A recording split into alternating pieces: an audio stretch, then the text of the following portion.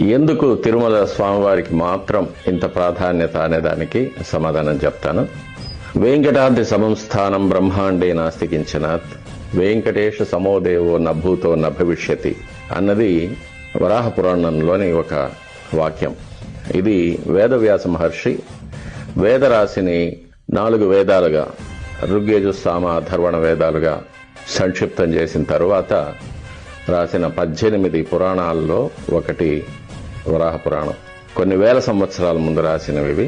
It is a chronological recording of happenings through out the universe, not only on our planet.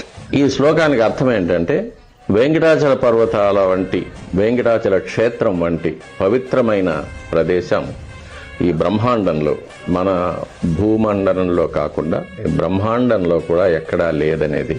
అలాగే వెంకటేశ్వర స్వామి వారి ఎంత శక్తివంతమైన దైవం